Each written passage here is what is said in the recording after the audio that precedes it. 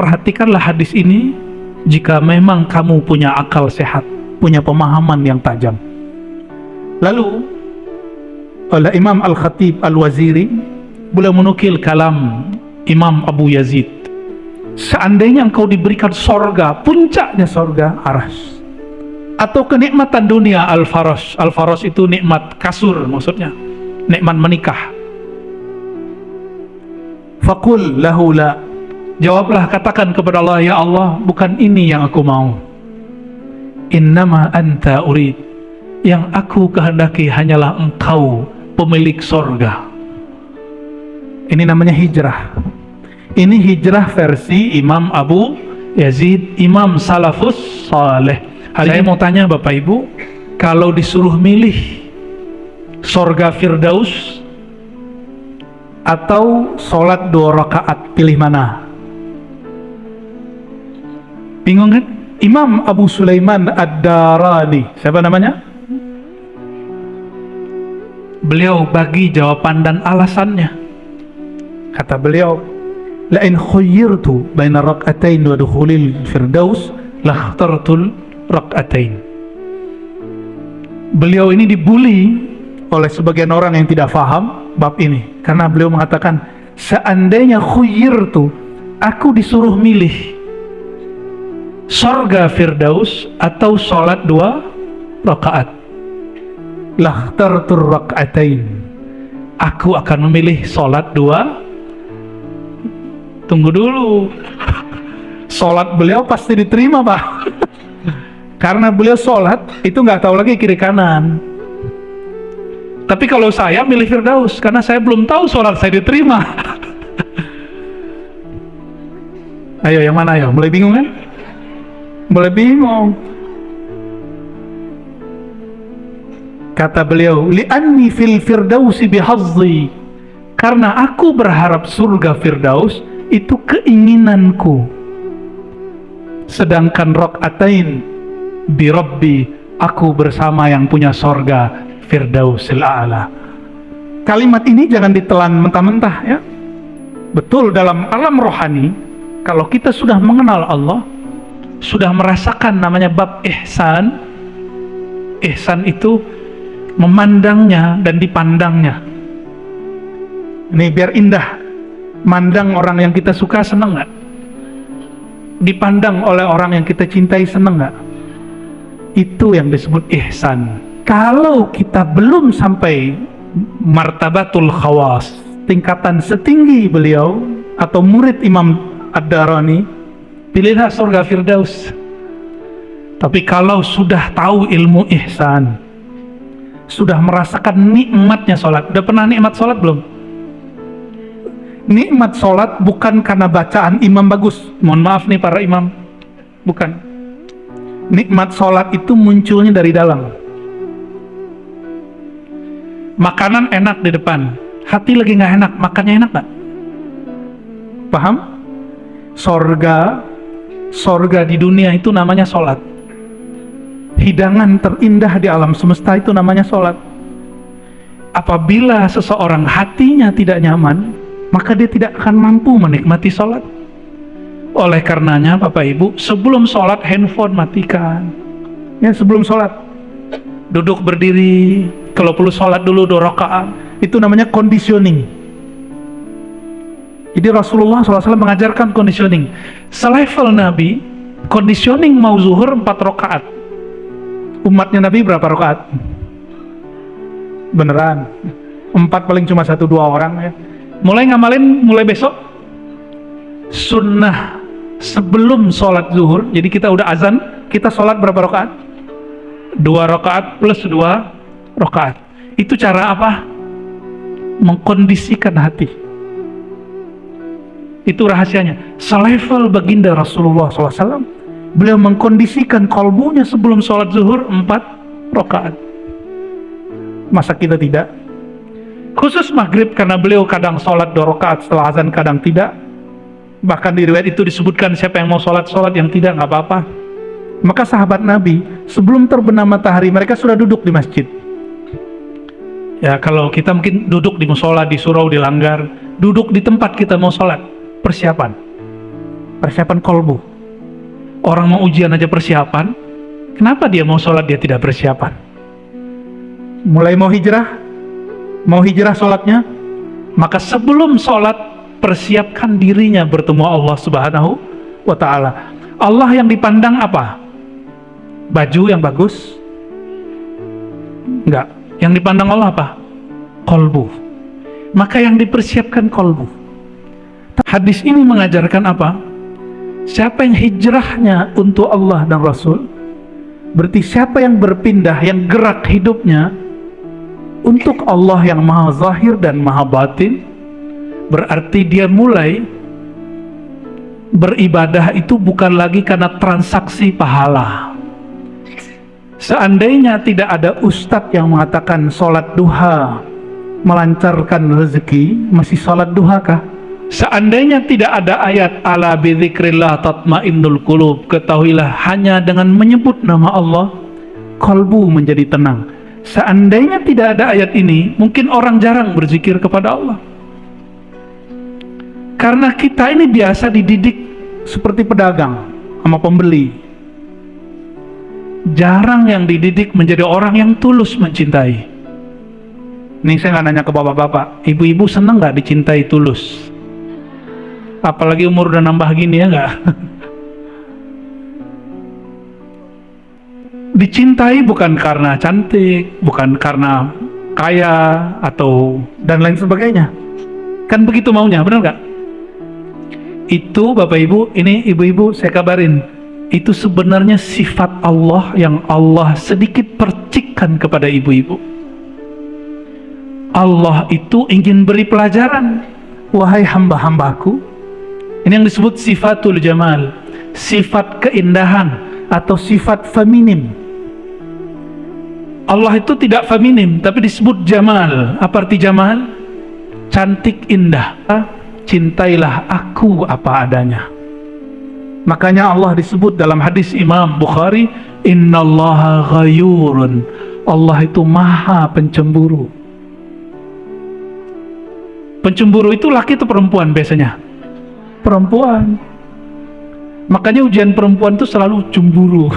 Tapi bukan berarti Allah perempuan, tapi sifat perempuan itu percikan dari sifat Allah Subhanahu wa ta'ala. Berat nggak ngaji ini? Enggak kan? Kalau nggak saya ganti topik. Saya rasa temanya biasa ya. Hal yang biasa, tapi kita bawa ke ranah yang luar biasa. Insya Allah. Kan hijrah ya. Kajian kita juga mesti hijrah. Kajian kita juga mesti hijrah ya.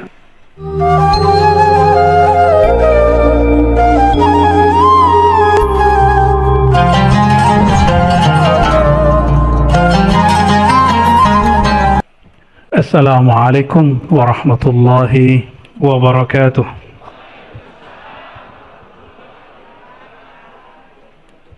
Alhamdulillah Rabbil Alamin, binuri habibihi Sayyidina Muhammad sallallahu alaihi wasallam arafnahu wa abadnahu, ashhadu an la ilaha illallah wa ashhadu anna Muhammadan abduhu wa rasuluh. Allahumma salli wa sallim wa barik ala Sayyidina Muhammad wa ala alihi wa ashabihi wa li baitihi wa dzurriyyatihi ajma'in, wa ba'du. Para asatidz, para kiai dan para imam, para muazzin, para dewan masjid, semoga Allah berkahi beliau-beliau ini. Amin. Kalau beliau ini enggak bersekutu, acara ini enggak ada, benar enggak? Maksanya soleh bener ya?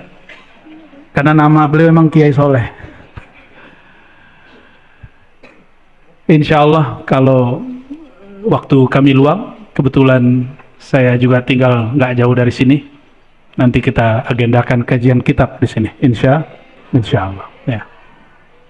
Udah dijawab ya?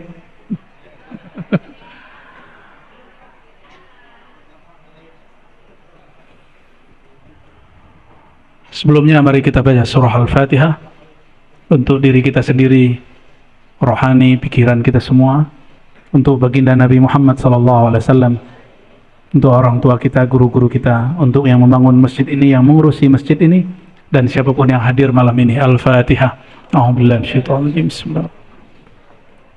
Ya kenapa ya? Warahmatullahi.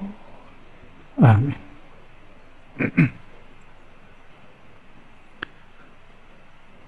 Karena tema kita hijrah, kebenaran di dalam kitab Al-Hikam, kalau di kitab saya nomor 43, di beberapa kitab yang lain nomor 50 atau ada yang lebih, ada pembahasan khusus mengenai hijrah. Dan bahkan Imam Ibnu Athaillah Iskandari yang menulis Hikam, beliau menukil hadis hijrah. Hadisnya pasti sudah paham. Faman kanat hijratuhu ya ilallah wa rasulihi fa hijratuhu ilallah wa rasulih. Ini hadis pertama yang diajarkan guru kami Kiai Ali Mustafa Yaqub di sini. Dulu ngajar kitab Arba'in, masih ingat? Yang dulu ikut kajian Kiai Ali Mustafa Yaqub pasti ingat, ya. Beliau khatam kajian kitab, beberapa hari setelah itu beliau juga khatam umurnya. Jadi masjid ini saksi salah satu masjid terakhir yang beliau jambangi sebelum beliau wafat, ya. Semoga guru kami diridai Allah di alam sana. Amin. Apa kata Imam Ibnu Athaillah Iskandari? Bismillahirrahmanirrahim. Wanzur ila qaulihi sallallahu alaihi wasallam. Perhatikanlah sabda Nabi Muhammad sallallahu alaihi wasallam. Nah, biasa kita sering dengar tapi tidak wanzur, tidak menelaahnya. Faman kanat hijratuhu, siapa yang berhijrah ilallahi wa rasulih, kepada Allah. Allah itu di satu tempat atau bukan? Enggak. Karena Allah bukan benda, maka Allah tidak memerlukan tempat. Maka jika disebut berhijrah kepada Allah, itu bukan berpindah secara fisik. Maka ini disebut al-hijrah minal maddiyah, berhijrah dari sisi materi kepada sisi rohani. Berhijrah dari pahala kepada yang punya pahala. Bapak Ibu, saudara-saudariku, sampai kapan beribadahnya karena pahala? Mau sampai kapan kepada Allah berniaga, bertransaksi? Walaupun di Quran ada hal adullukum ala tijaratin, betul ada di Quran, tapi itu awal-awal turun. Hadis ini mengajarkan apa? Siapa yang hijrahnya untuk Allah dan Rasul, berarti siapa yang berpindah, yang gerak hidupnya untuk Allah yang maha zahir dan maha batin, berarti dia mulai beribadah itu bukan lagi karena transaksi pahala. Seandainya tidak ada ustadz yang mengatakan sholat duha melancarkan rezeki, masih sholat duha kah? Bagaimana? Saya kurang yakin.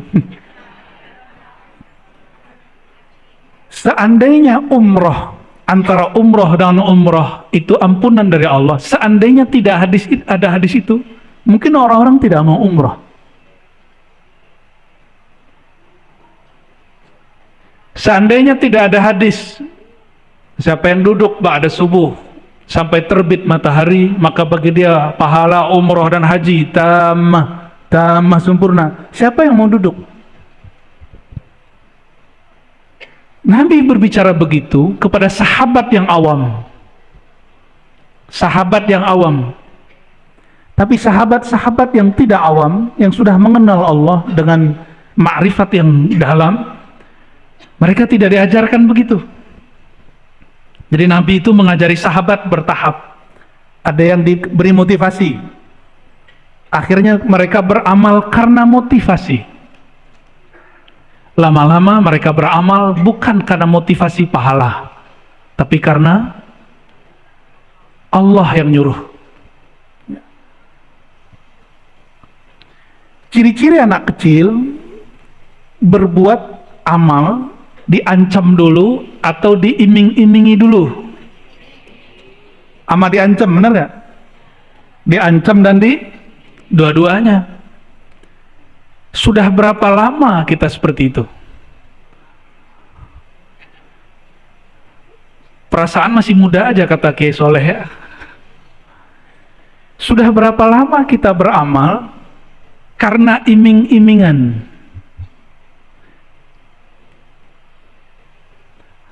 Kalau anak sudah gede, dia sholat itu bukan lagi karena diancam atau tapi karena dia sadar.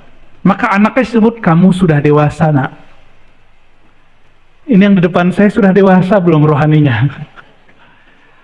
Seandainya tidak ada ayat ala bidzikrillah tatmainnul qulub, ketahuilah hanya dengan menyebut nama Allah kalbu menjadi tenang. Seandainya tidak ada ayat ini, mungkin orang jarang berzikir kepada Allah. Karena kita ini biasa dididik seperti pedagang sama pembeli. Jarang yang dididik menjadi orang yang tulus mencintai. Ini saya nggak nanya ke bapak-bapak, ibu-ibu senang nggak dicintai tulus? Apalagi umur udah nambah gini, ya nggak? Dicintai bukan karena cantik, bukan karena kaya atau dan lain sebagainya. Kan begitu maunya, benar nggak? Itu Bapak Ibu, ini ibu-ibu saya kabarin, itu sebenarnya sifat Allah yang Allah sedikit percikkan kepada ibu-ibu. Allah itu ingin beri pelajaran, wahai hamba-hambaku. Ini yang disebut sifatul jamal, sifat keindahan atau sifat feminim. Allah itu tidak feminim, tapi disebut jamal. Apa arti jamal? Cantik, indah. Kalau saya sebut indah, cantik, itu sebutan untuk cowok atau cewek? Ada nggak cowok cantik? Begini tangannya nggak jatuh. Ya. Karena orang yang diberikan sifatul jamal, sifat indah dan cantik, ingin dicintai apa adanya, Allah ingin berkalam, wahai hamba-hamba Allah, wahai laki-laki, wahai perempuan, wahai pria, wahai wanita, cintailah aku apa adanya.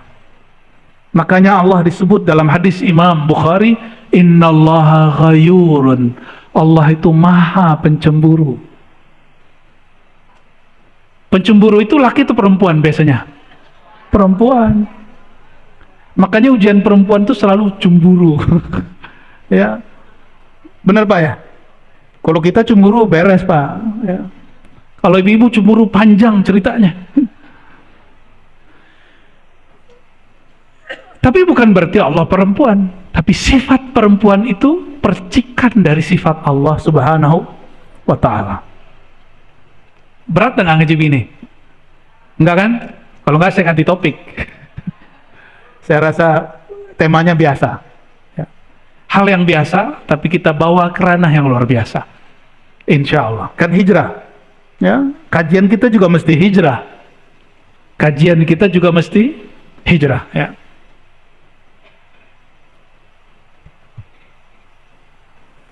Kata Imam Mu'ta'ilah, wa ta'ammal hadzal amr in kunta dha fahmin wassalam. Wahai muridku, perhatikanlah hadis ini jika memang kamu punya akal sehat, punya pemahaman yang tajam.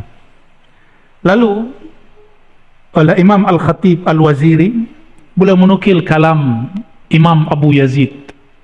Ya. Abu Yazid ini didatangi oleh seorang laki-laki. Lalu laki-laki ini mengatakan, ya Sayyidi Ausini, wahai Tuan Syekh, wahai Pak Kiai, kira-kira begitu sekarang, wahai Pak Kiai Soleh gitu ya. Kalau di sini kiainya siapa? Abu Yazid.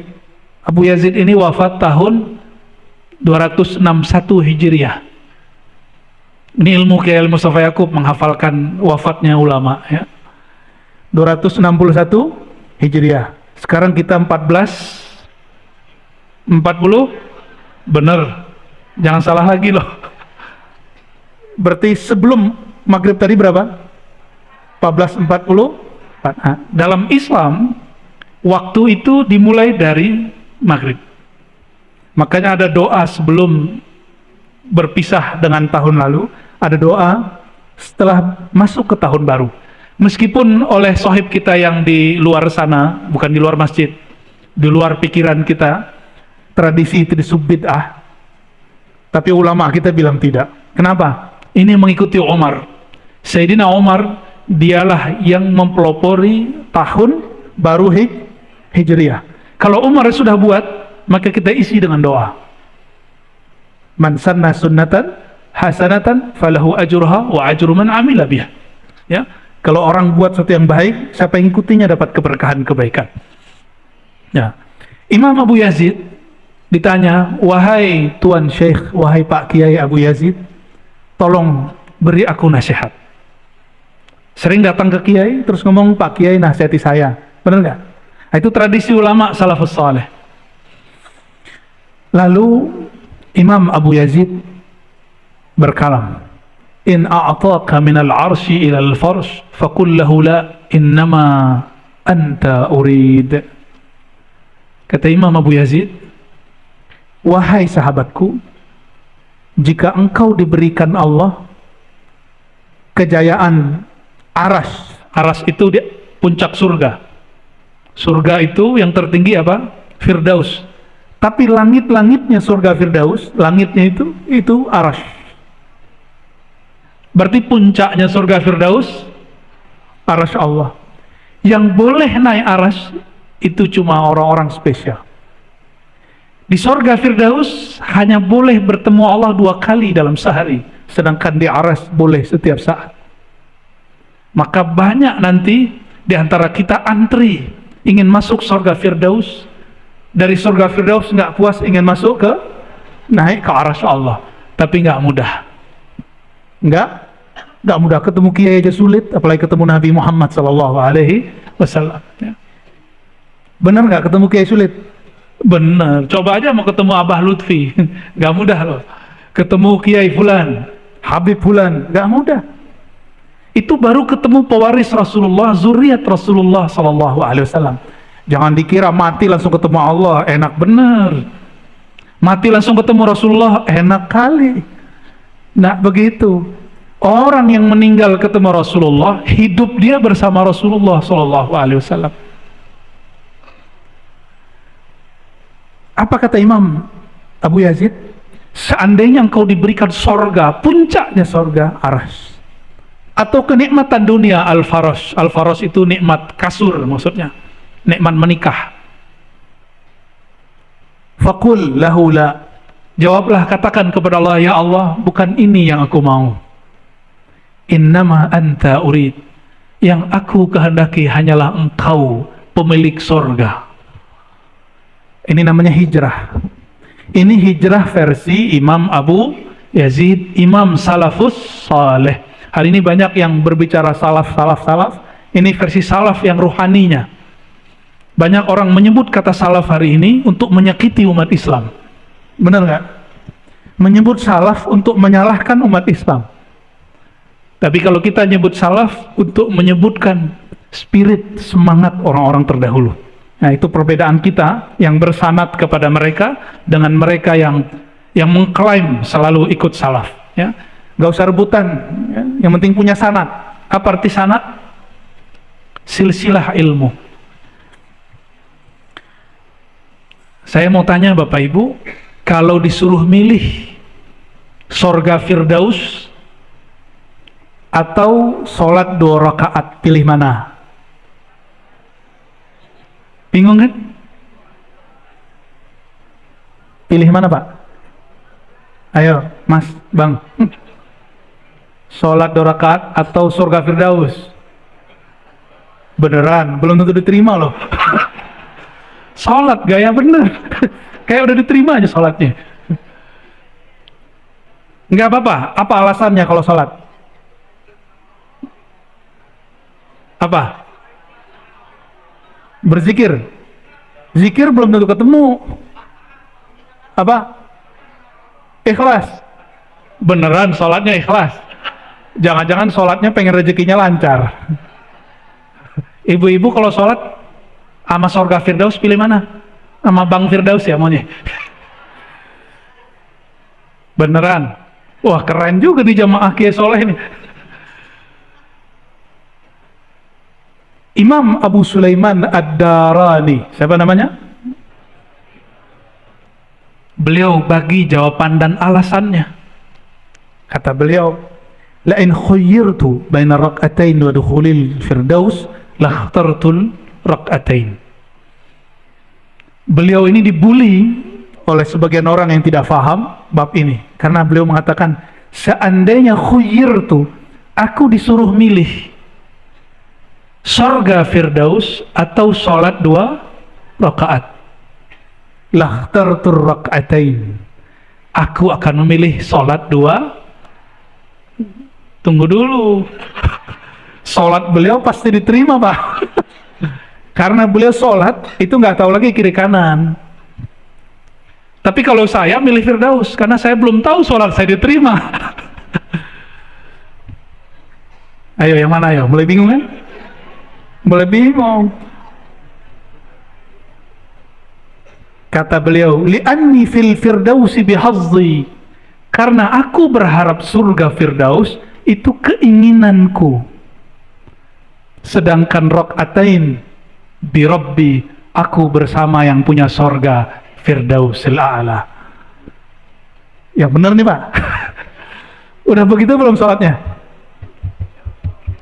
Nah, mirip-mirip. Ini saya kasih ilustrasi. Kalau kita ngobrol, duduk bersama orang yang kita senengin, apalagi lawan jenis, masa-masa dulu, masa muda, 5 menit, bukan, 5 jam rasanya berapa? Bener. Mau balik dulu, ntar aja gitu ya. Bener gak? Bener ya? Tahu-tahu sudah matahari udah bener, udah maghrib. Dek, udah maghrib. Belum isya gitu. Tuh pengalaman tuh.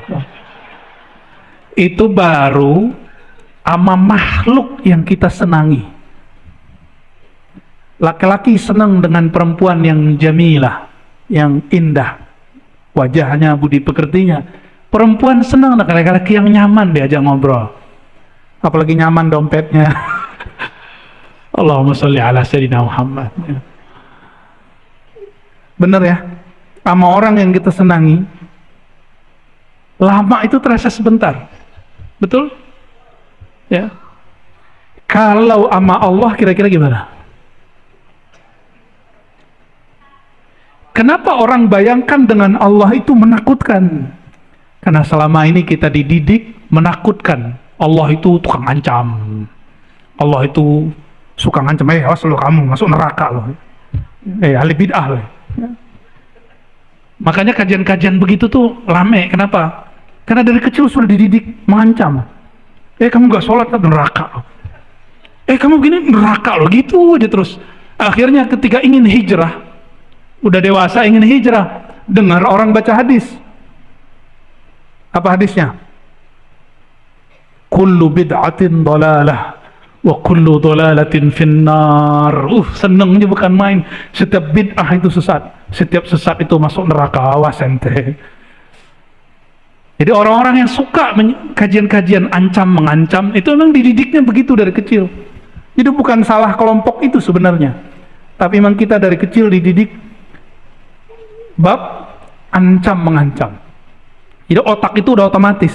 Otak ini kan kalau sering diasah, dia akan mengikuti pola-pola itu. Alhamdulillah saya sering dididik guru-guru dan orang tua saya dengan apresiasi, jarang diancam. Bahkan kalau nilai kami rendah, percaya nggak Bapak Ibu, nilai akidah akhlak saya dulu 4. Karena tiap hari pengkar mulu, nonjok orang lah, nendang orang lah, bonyok itu orang. Karena hobinya dulu silat sama karate. Tapi bapak saya bilang 4. Ya masih kelas 2, semester 1, nggak apa-apa, antar juga bagus ya. Nggak pernah ngancem. Kapan bapak saya ngancem? Sekali aja. Saya kelahi Pak. Mata kita merah. Pulang mata merah. Lidi dia ambil sama itu rotan. Lari lagi. ongkar lagi ngalahin orangnya. Jadi cara didiknya beda. Semoga Allah merahmati kedua orang tua saya. Ayahanda masih hidup, ibu sudah berpulang, sudah berhijrah ke alam barzah. Bapak Ibu yang karena Allah, kalimat ini jangan ditelan mentah-mentah ya. Betul, dalam alam rohani, kalau kita sudah mengenal Allah, sudah merasakan namanya bab ihsan. Ihsan itu memandangnya dan dipandangnya. Ini biar indah. Mandang orang yang kita suka, seneng nggak? Dipandang oleh orang yang kita cintai, seneng nggak? Itu yang disebut ihsan. Beruntunglah yang namanya ihsan. Ya, ya. Pengen namanya hikam ya. Bener, senang dipandang oleh orang yang kita suka. Senang. Dipandang oleh guru, dipandang oleh orang yang kita anggap mulia, kita senang.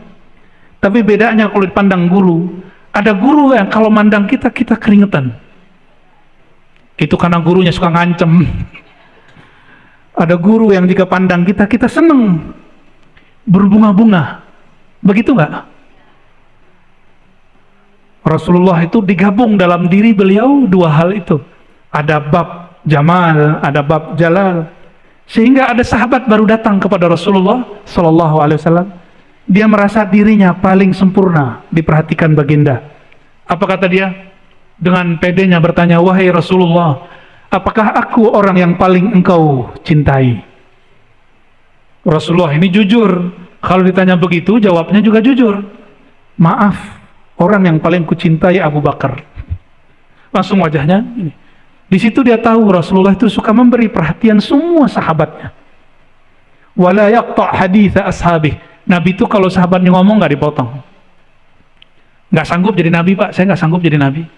Saya kalau orang banyak nanya, saya potong aja. Pertanyaannya apa, Mas? Gitu, langsung gitu. Kalau Rasulullah nggak. Apalagi kita dikasih limit sama pengurus, sekian menit, Buya, katanya.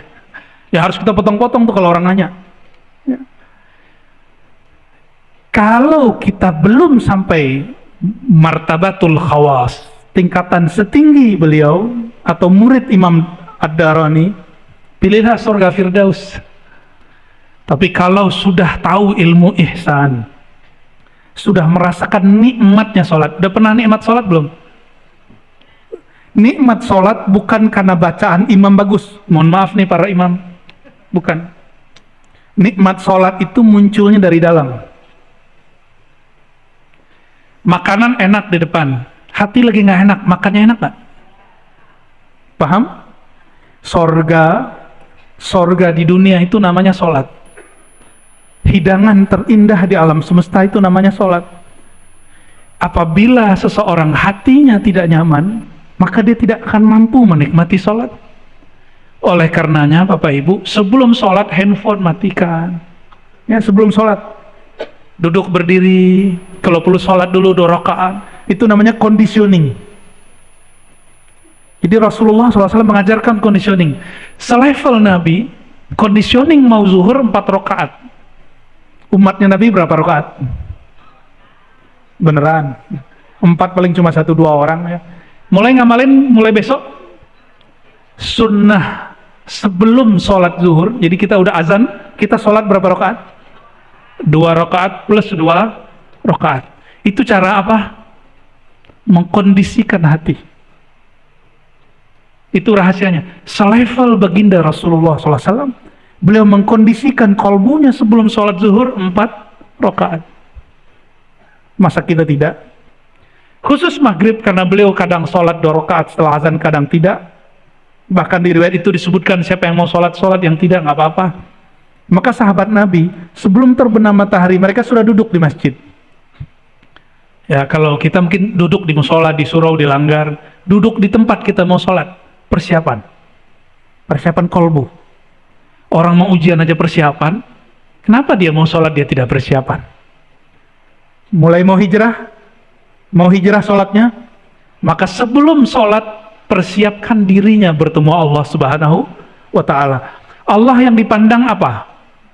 Baju yang bagus?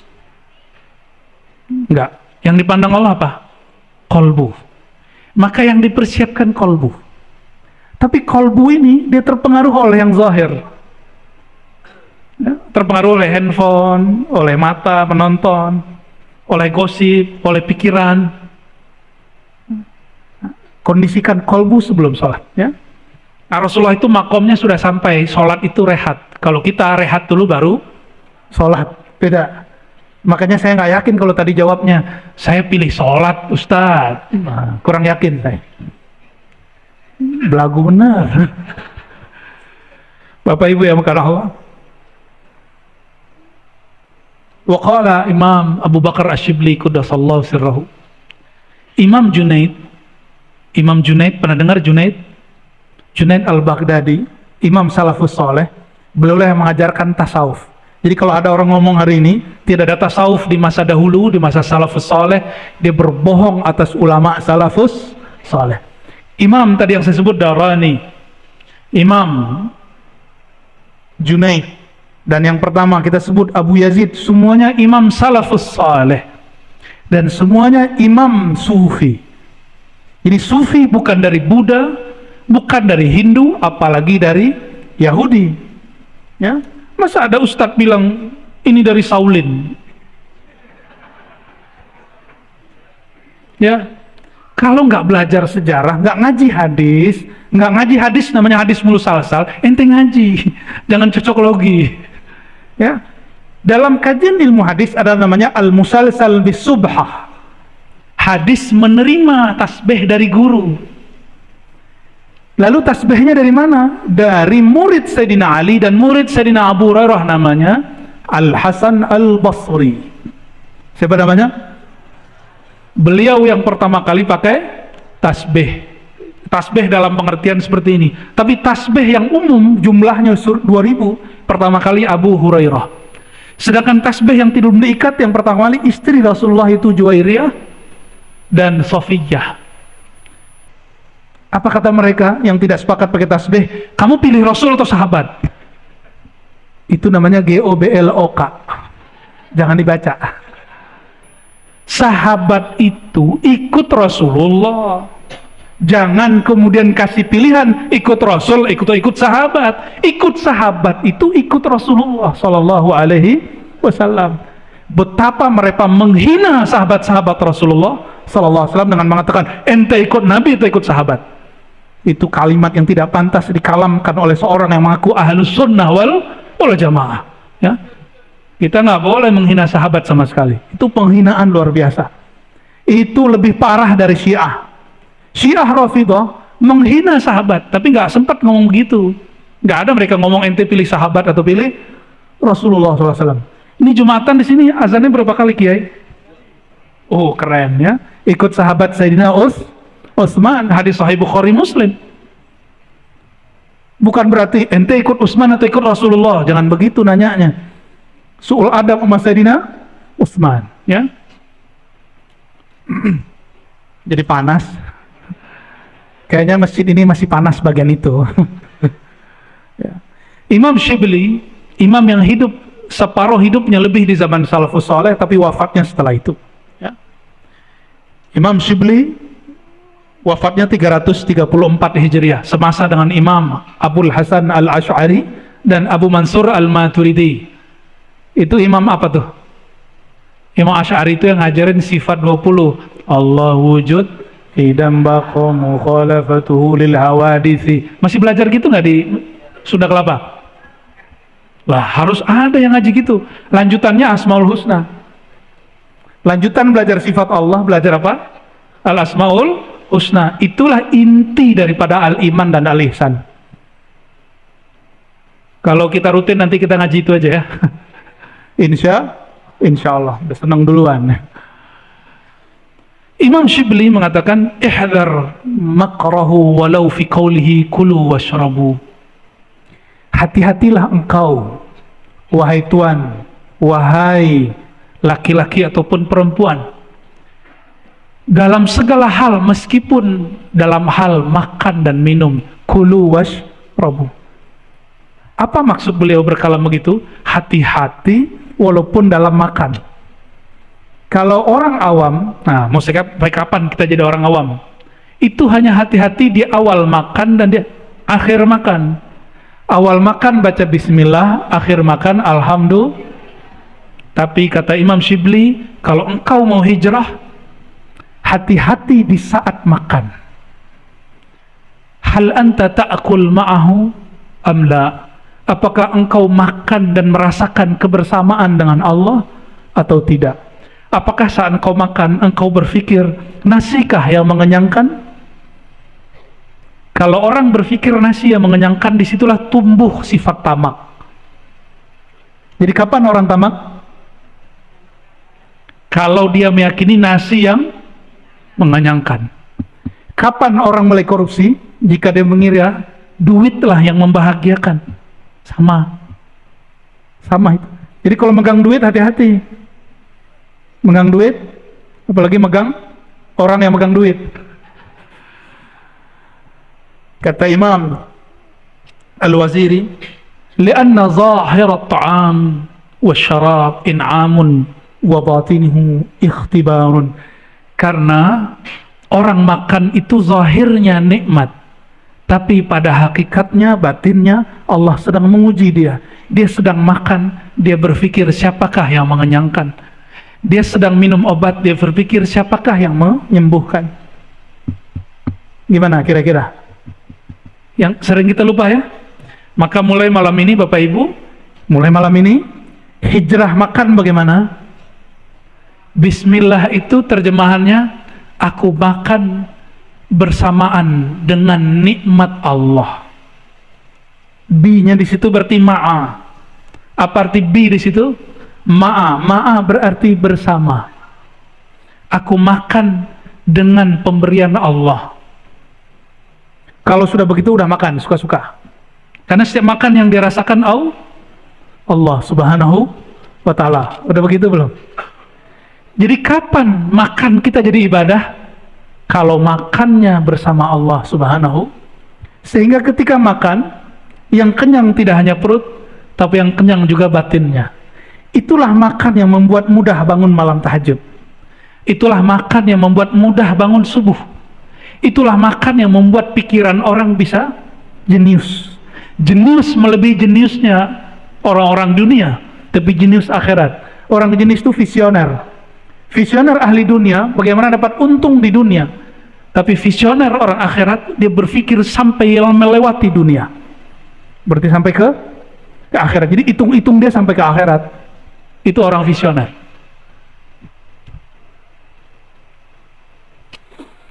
Nah, perhatikan di situ. Makannya karena berpikir nasilah yang mengenyangkan, airlah yang menyegarkan.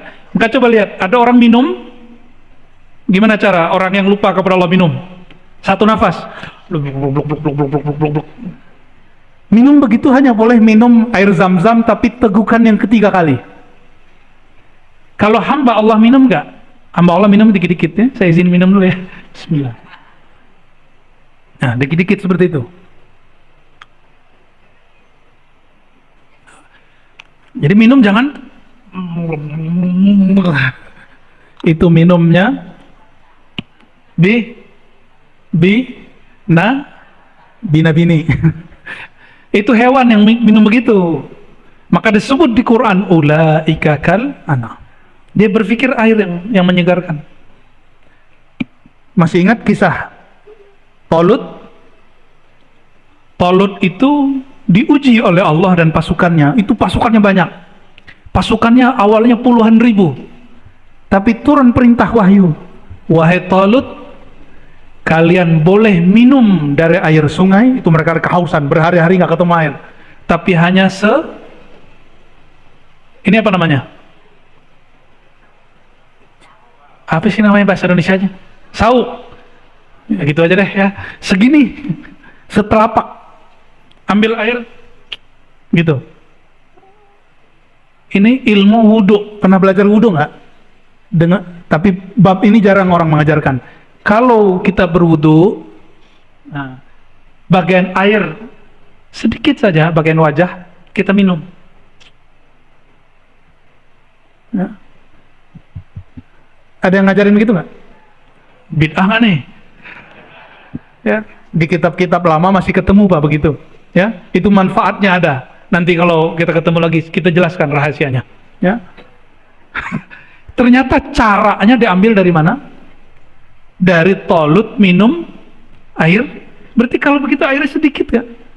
Karena belum dituang ke mulut dia sudah tumpah duluan. Disitulah Allah mengajari Tolut dan pasukannya. Dia dan pasukannya 313. Tadinya berapa orang? Puluhan ribu orang ikut. Begitu dalam satu riwayat lain ribuan orang. Tapi karena perintah kalian tidak boleh minum kecuali hanya seteguk dari bekas tangan. Apa kata yang lain? Ah, ini nggak masuk akal. Masa kita mau perang nggak boleh minum? Jadi dia berperang pakai akal. Akal yang sempit ini. Otak kita kan kecil sekali. Akhirnya banyaklah minum, diambil satu gayung, blok, ngantuk. Yang lain muncul rasa takut. Jadi orang itu kapan dia muncul rasa takut? Miskin, takut mati kalau perut sudah kenyang. Perut sudah kenyang, tabungan sudah banyak, mulai muncul rasa takut mati, takut miskin, takut dicuri. Benar nggak? Kalau nggak nabung apa yang mau dicuri? Ya, itu mulai muncul tuh. Sama, pasukan Tolut mundur. Yang maju cuma 313 orang. Sama dengan Ahlul Badar, 313 orang bersama Rasulullah SAW. Ya, dia nggak boleh tamak, nggak boleh tamak sama sekali. Nah, coba hijrah minum, tadi hijrah makan. Mulai malam ini, detik ini, kalau minum bukan lagi dengan meyakini air yang menyegarkan. Toh tentara Tolut mengalahkan musuhnya Jalut, mereka jumlahnya cuma 313 dan minumnya sedikit. Karena yang menyegarkan, yang menghidupkan bukan air minum tapi Allah Subhanahu wa Ta'ala. Bener gak nih? Ya. Nanti ada masa Bapak Ibu, gak tahu nih, sebagian ibu-ibu mungkin sudah dipanggil Allah nanti. Nggak nakut-nakutin. Sebagian kita sudah dipanggil Allah nanti Bapak-bapak. Ada masa orang karena air satu gelas bunuh-bunuhan. Sekarang belum Pak. Ini sudah mulai. Coba, adakah orang Jakarta minum air sumurnya? Nggak ada, karena sumur kita sudah ternodai, sudah tercemar. Semua kita minum pakai air. Bukan aqua ini. Tuh, alam bawah sadarnya sudah begitu. Semua orang nanti minum begitu. Ada masa itu air nggak ada masuk ke Jakarta.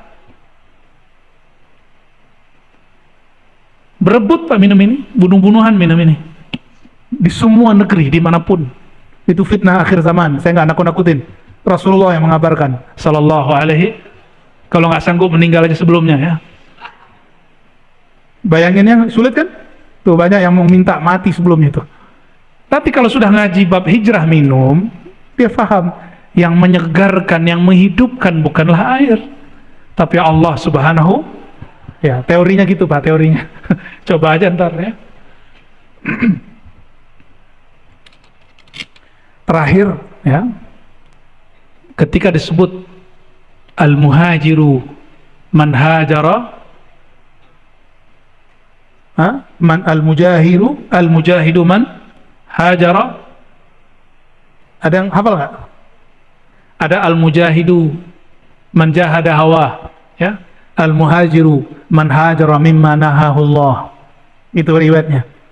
Orang yang jihad itu yang berjihad melawan hawa nafsunya. Hadis ini sahih, ada di Bukhari.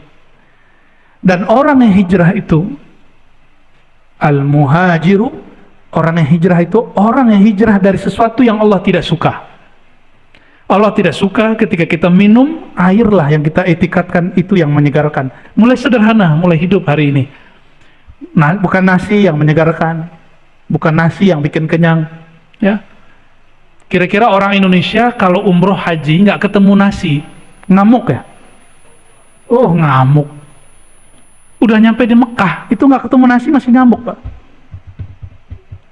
Ternyata Tuhannya, padahal makan apa aja di depan. Apa yang depan, yang dihidangkan makan aja. Tapi kita alam bawah sadar ngomong ini, saya kalau nggak makan nasi saya nggak makan. Itu nyiksa diri namanya. Kenapa kita buat kaidah begitu? Karena belum hijrah. Maka siapa yang ditakdirkan Allah minggu depan, besok, bulan depan umroh, tahun depan haji, coba mulai latihan kurangi makan nasi. Saya nyaksiin sahabat saya kalau nggak makan nasi, ngerotos. Nasi. Serius. Pusing dia kalau nggak ketemu nasi. Seperti suami pusing nggak ketemu istri. Emang betul pusing? Kayaknya bapak-bapak ini nggak pusing. Yang pusing ibu-ibu. Bapak ibu yang makan Allah. Ketika Nabi SAW keluar dari Mekah, beliau ternyata keluar itu prosesnya sudah panjang. Kebetulan saya kemarin nginep di hotel yang dekat Mina. Sekitar 500 meter dari hotel kami, itu ada satu masjid namanya Masjid Al-Bai'ah. Apa nama masjidnya? Masjid Bai'at. Di situ dulu orang-orang Ansor berbaiat kepada Rasulullah SAW. Ya, ada yang sudah melewati itu. Ya, Masjid Bai'at itu tidak dibolehkan oleh pemerintah Saudi untuk dikunjungi. Saya nggak tahu kenapa. Ya, dipagar Pak sekarang. Masjid Bai'at itu jaraknya dari Masjidil Haram agak lumayan jauh. Ketika musim haji, orang-orang Madinah datang ke Mekah. Setiap kali ada orang datang ke Mekah, Rasulullah SAW bersama Abu Bakar dan sahabat yang lain, cuma beberapa sahabat itu nyapa, kalian dari Yathrib? Iya, kami dari Yathrib. Diajak, dikasih makan, minum, diajak ngobrol tentang bicara agama. Sampai keluar kemudian pembicaraan mereka mengenai menyembah Allah, ya, akhlak yang baik dan segala macam. Lalu tertariklah waktu itu 6 orang. Ada 6 orang yang tertarik untuk mendengarkan kalam Nabi Muhammad SAW. 6 orang ini kemudian berbaiat kepada Nabi Muhammad SAW. Ini belum di masjid, belum di Baiatur Ridwan, belum, masih panjang. Lalu mereka mengatakan, wahai Rasulullah, kami izin pulang kampung. Ketika mereka pulang kampung, setiap sahabat yang 6 pulang ke rumah bawa berita kabar baik. Ternyata di Madinah sudah muncul kabar yang diberitakan oleh orang-orang Yahudi bahwa akan muncul Nabi akhir zaman. Jadi siapa yang mengabarkan? Orang Yahudi. Lalu orang Madinah, orang Yathrib mengatakan, Bani Khazraj, wahai ahli Madinah, jangan keduluan orang Yahudi. Fala yasbiqannakum al-Yahud. Jangan keduluan Yahudi. Nabinya kami sudah ketemu, kata 6 orang ini. Maka 6 orang ini, semua keluarganya dan sukunya ikut Islam. Tapi 6 orang ini kemudian datang lagi ke Mekah beberapa bulan setelahnya, bawa 12 orang dan beberapa perempuan, 1 perempuan atau 2 perempuan. Lalu mereka baiat di tempat yang disebut Masjid Al-Bai'ah. Silakan cek, buka GPS ya. Mina, lalu di antara Mina dan Mekah, Masjidil Haram itu ada namanya Masjid Bai'ah. Mereka baiat di situ berapa orang jumlahnya? 12. Berarti sebelum Nabi hijrah itu sudah ada yang Islam dari ahli Madinah.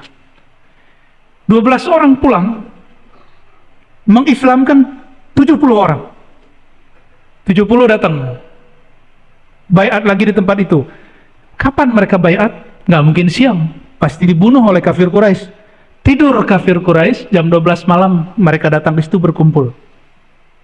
Itulah tradisi Nabi SAW ngaji jam 12. Ini saya senang sekali, Sunda Kelapa walaupun cuma sekali setahun atau beberapa kali sebulan, buat tradisi ngaji sampai tengah malam. Sampai jam berapa nanti Ustaz?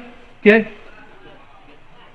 Sampai jam 2, jam 3, luar biasa. Itu sunnah apa? Sunnah sebelum hijrah. Itu persiapan hijrah. Kuat nih, nggak tidur sampai nanti.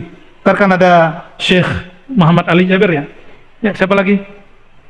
Syekh Hisham. Jangan tidur ya, ngantuk-ngantuk dikit boleh.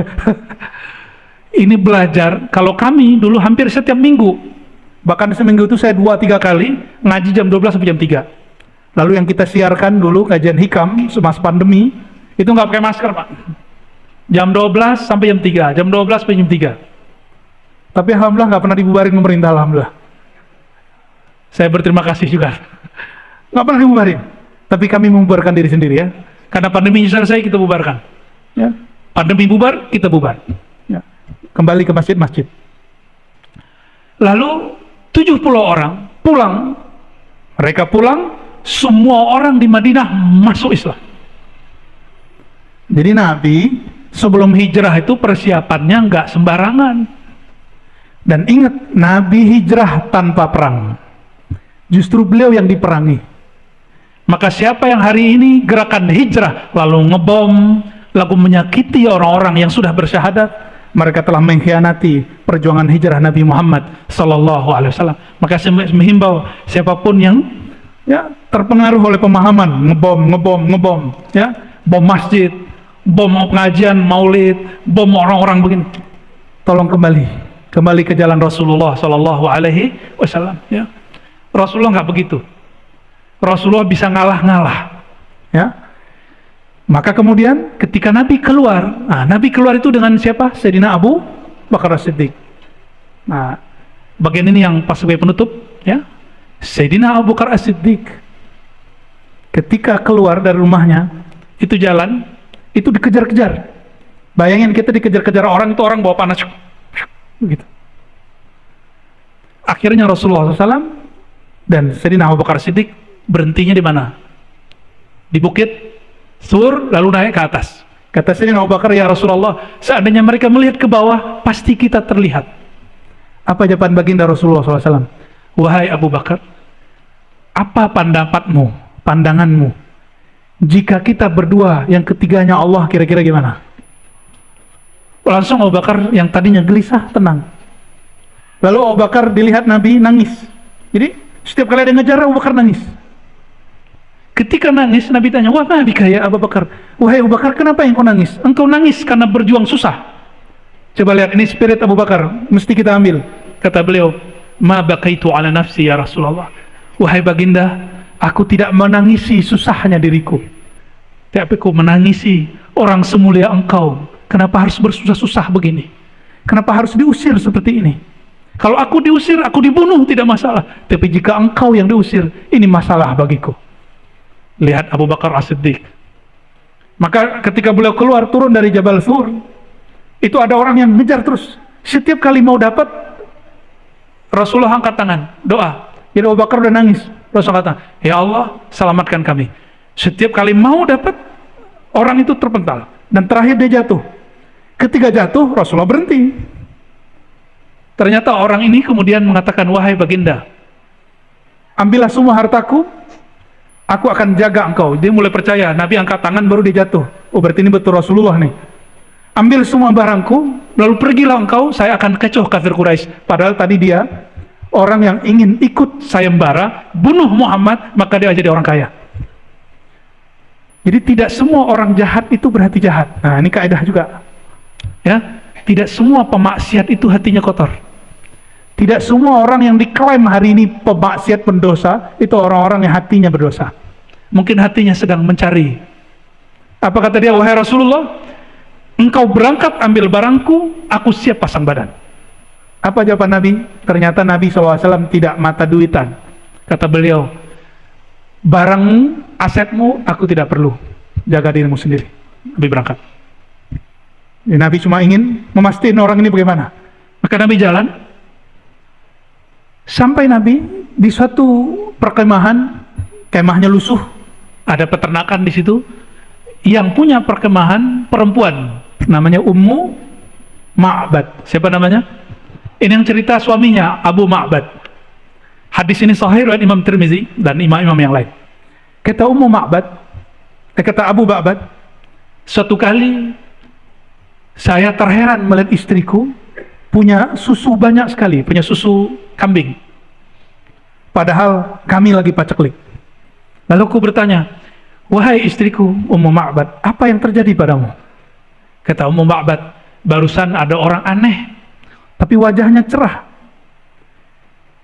Saya mengatakan kambingku tidak ada yang bunting, tapi dia mengatakan itu ada kambing satu yang lusuh, tolong bawa sini. Lalu aku ambil itu kambing domba, lalu Rasulullah urut-urut, disayang-sayang. Ya, ada nggak yang punya kucing-kucingnya diurut-urut? Beneran. Ya, punya kambing nggak berani ya.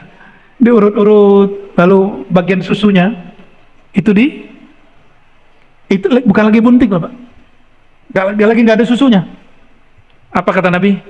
Wahai domba, wahai kambing, semoga Allah memberkahimu. Betapa beruntungnya si kambing dipegang-pegang oleh Rasulullah Sallallahu Alaihi Wasallam. Itu nggak ada air susunya Bapak Ibu, dipegang sama Nabi, habis diurut oleh Rasulullah SAW, itu langsung air susunya, dan susunya itu penuh. Nabi kemudian pencet, keluar, ambil wadah penuh, ambil lagi yang baru, bingung mau apa? Ini orang makhluk apa ini? Dia bingung. Rasulullah SAW ternyata ada yang ikut ngawal beberapa orang. Setelah itu bertiga beliau kemudian ambil. Nah, ini akhlak baginda Rasulullah SAW. Ambil, lalu beliau sodorkan ke 3 orang itu, 1, 2, 3, dan ke Ummu Abad. Yang lain minum. Fasyaribtu, kata Abu Bakar, hatta rawitu, aku minum sehingga aku puas. Aku minum sehingga aku puas. Lalu kami bertanya, wahai baginda, kapan engkau minum? Jawaban beliau, orang yang memimpin kelompok dia adalah pelayannya, maka aku terakhir minum. Dan minum semua, baru beliau minum. Sallallahu Alaihi Wasallam. Sampai detik itu Ummu Ma'bad belum tahu bahwa yang memeras susu itu siapa? Rasulullah Sallallahu Alaihi Wasallam. Maka dia orang paling berani mandang Rasulullah, dilihat dari ujung rambut sampai ujung kaki. Sedangkan Sayyidina Abu Bakar As-Siddiq tidak pernah berani menatap baginda Rasulullah SAW. Yang berani siapa? Emak-emak. Ya, ini hadis emak-emak. Ummu itu kan emak, emak Ma'bad. Anak dia namanya Ma'bad. Selesai semua, Rasulullah cuma ambil sedikit, minum, udah beliau jalan. Saya mau nanya Bapak Ibu, kira-kira itu air susu turunnya dari mana? Keluar dari mana? Memang Allah punya peternakan susu, punya pabrik susu? Apa jawabannya? Yang megang kunci surga siapa? Rasulullah SAW. Benar? Ya.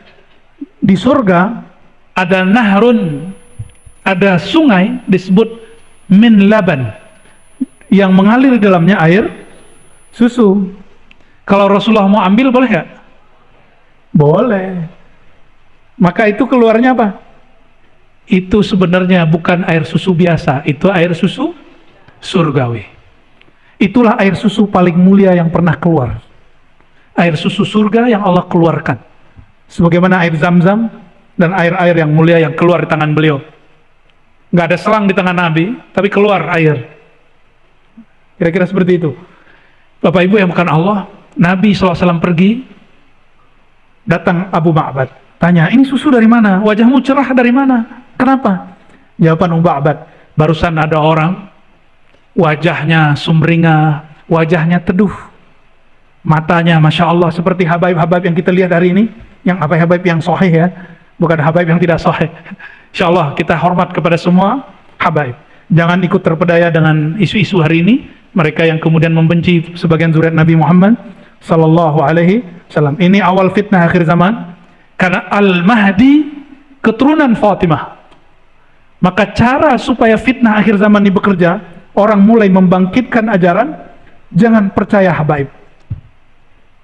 Ya, yang habaib nggak usah GR dulu, pantaskan aja dirinya.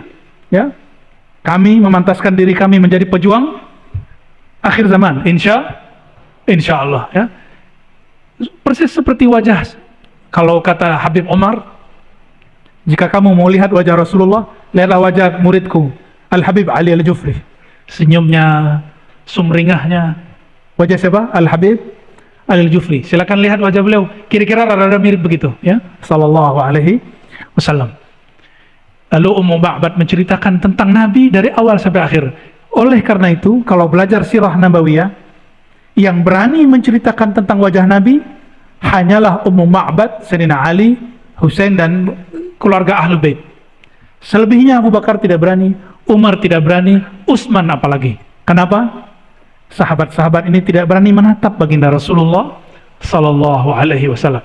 Bapak Ibu yang bukan Allah, semoga nur baginda Rasulullah mengalir pada kita, mulai hijrah dari motivasi pahala kepada motivasi yang memberi pahala.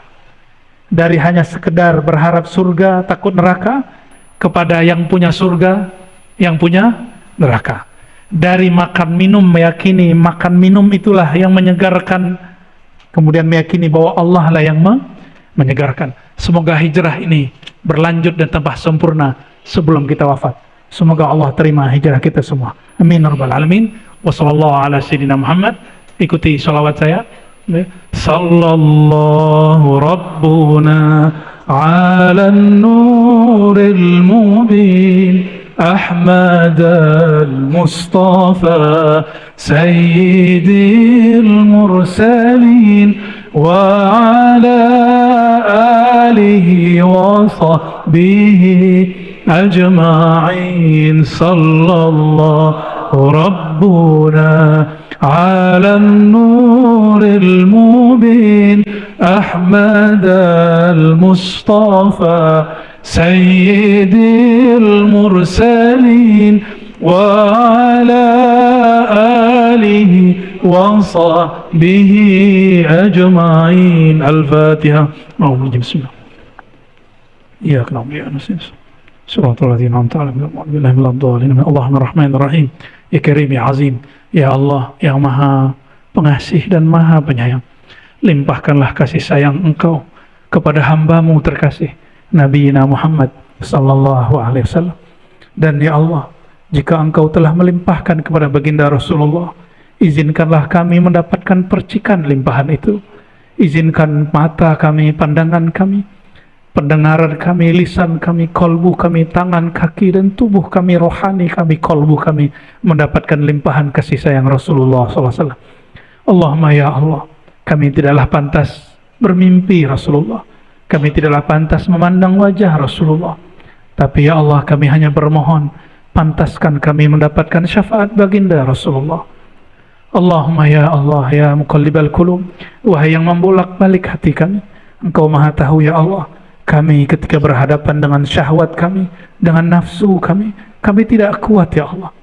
Farhamna ya Rabbana bitarqil ma'asi, maka rahmatilah kami ya Allah, sayangilah kami ya Allah, dengan cara bantulah kami meninggalkan kemaksiatan, bantulah kami ya Allah meninggalkan kebiasaan yang buruk, bantulah kami ya Allah berhijrah lahir dan batin, menghijrahkan kalbu kami hanya kepada Engkau ya Allah.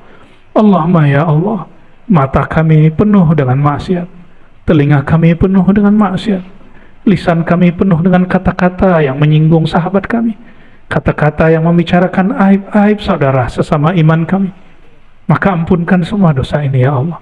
Allahumma ya Allah, guru-guru kami, orang tua kami, bagi yang hidup, berkahi hidup mereka ya Allah. Jika mereka sudah wafat, maka ridhai mereka ya Allah. Allahumma ya Allah, ya alim, ya alimum bidzatis sudur, wahai yang Maha mengetahui semua seluk-beluk hati kami, Engkau Maha tahu bagaimana dahsyatnya syahwat kami, dahsyatnya keinginan buruk kami. Farhamna ya Rabbana, maka rahmati kami ya Allah dengan mampu menjinakkan hawa nafsu kami. Allahumma ya Allah, nas'aluka nuraka wa nura nabiyyika, ya Allah, hati kami gelap karena lalai mengingat Engkau, hati kami gelap karena cinta kepada dunia, maka terangi kalbu ini ya Allah dengan hanya cinta kepada Engkau dan baginda Rasulullah SAW. Allahumma yassir lana kulla khair, ya Allah, mudahkanlah pada tahun ini semua kebaikan bagi kami. Ya Allah, jika Engkau mengetahui dalam takdir kami ada keburukan, maka palingkanlah kami dari keburukan itu. Jika tetap kami harus menghadapinya, fakhaffifna ya Rabbana, maka ringankanlah semua ketentuan itu, ringankan takdir yang buruk itu menjadi baik. Allahumma ya Allah, Rabbana atina fid dunya hasanah, ya Allah, kami memohon kebaikan di dunia bersama orang-orang yang soleh, kebaikan di dunia hadir di majelis-majelis orang yang soleh, kebaikan di dunia harta yang diberkahi, keluarga yang sakinah mawaddah warahmah, hati yang mengenal Engkau, mati husnul khatimah. Ya Allah, kami juga memohon fil akhirati hasanah, di akhirat sesuatu yang baik, masuk alam barzakh ya Allah, bantulah kami menjawab pertanyaan mungkar dan nakir. Ketika kami dibangkitkan, jadikan kami orang dan jiput Rasulullah SAW, yang disyafaati baginda Rasulullah SAW, orang-orang yang ketika ditimbang amalnya, ditimbang karena ada nama Engkau dalam kalbu kami, bukan karena ada maksiat dalam diri kami. Orang-orang yang ketika melewati siratul mustaqim karena dipimpin dan dipandu oleh baginda Rasulullah SAW. Allahumma ya Allah salli ala Sayyidina Muhammad al-Fatih lima ughliq wal khatim lima sabaq nasir al-haqqi bil haqqi wal hadi ila siratikal mustaqim wa ala alihi haqqa qadri wa miqdaril azim walhamdulillahi rabbil alamin. Selamat tahun